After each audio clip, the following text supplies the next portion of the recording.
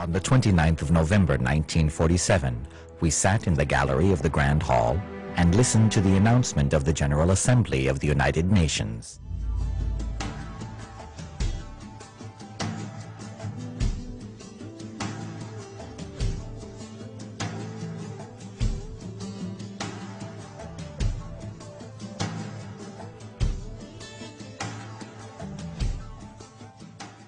November 1947, we sat in the gallery of the Grand Hall and listened to the announcement of the General Assembly of the United Nations.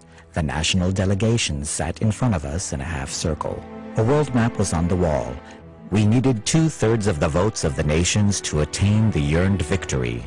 We were worried that some of the delegates would not keep their promise. Finally, the moment we had all been waiting for.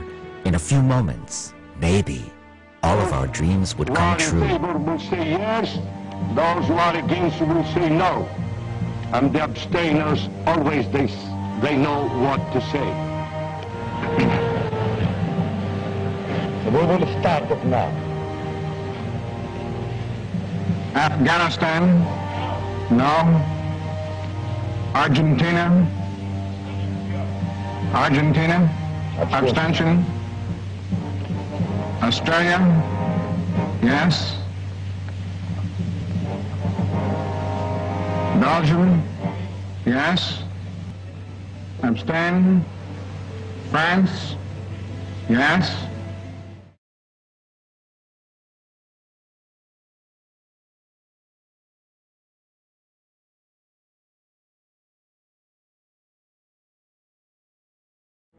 After the fast of Yom Kippur 1947, during that one night, 11 settlements were established on the soil of the Negev. 11 settlements were established on the soil of the Negev. The assembly did manage to produce one surprise, the speech of Andrei Gromyko, the Soviet Union's representative. The historical enemy of Zionism decided to support the right of the Jewish people to an independent country. The assembly discussions ended, as anticipated, with the nomination of a committee. 11 world representatives, 11 world representatives, 11 world representatives, members of the UN Special Committee.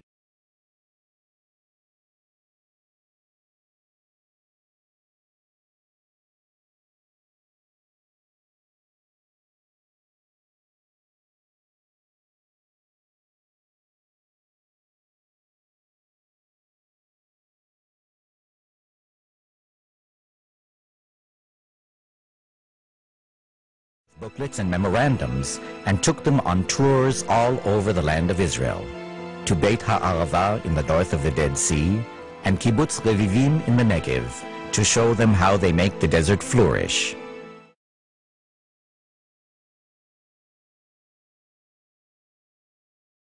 How they make the desert flourish.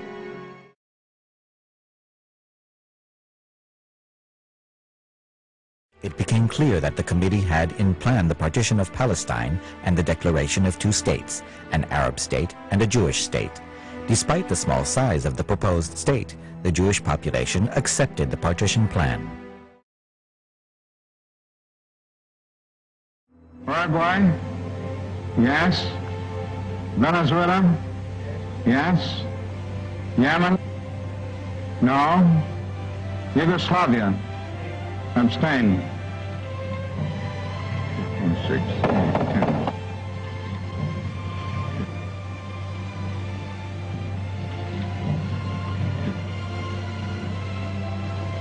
The resolution of the DAC Committee for Palestine was adopted by 33 votes. The vote lasted only 3 minutes, but seemed like 2,000 years, the time span of the diaspora.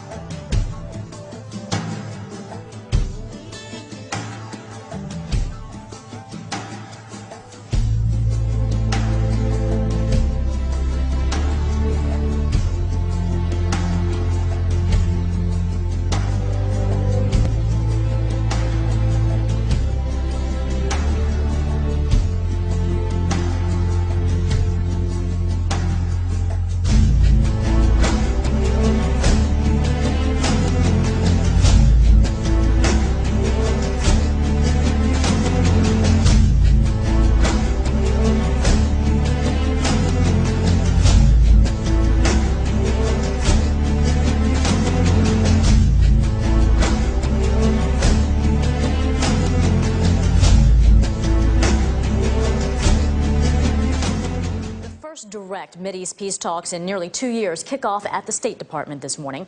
President Obama met with Israeli Prime Minister Benjamin Netanyahu and Palestinian President Mahmoud Abbas.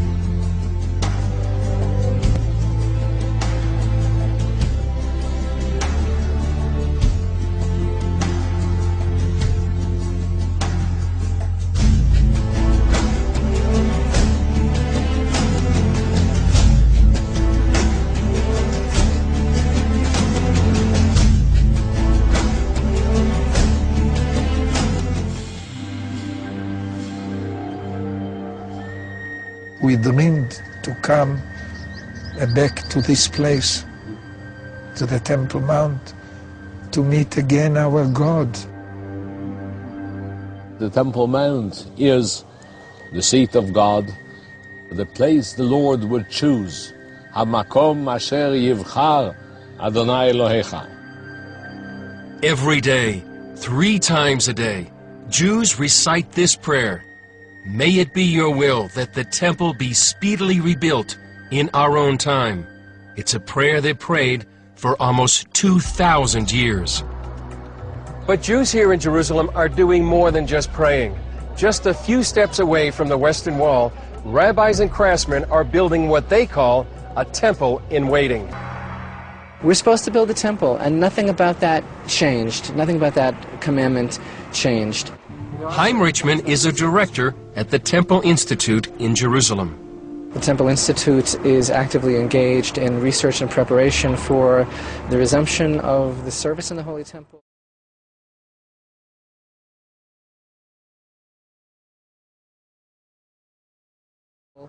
To the extent of actually preparing operational blueprints for the construction of the temple according to the most modern standards.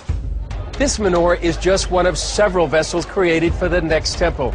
It's covered with 95 pounds of pure gold and has a price tag of $2 million. Piece by piece, the third temple is taking shape, with priest garments, vessels of copper, gold, and silver, and a new generation of Levite priests, specially trained for temple service. We have enough in place now to resume the divine service and to build the temple. Have enough in place now to resume the divine service and to build the temple.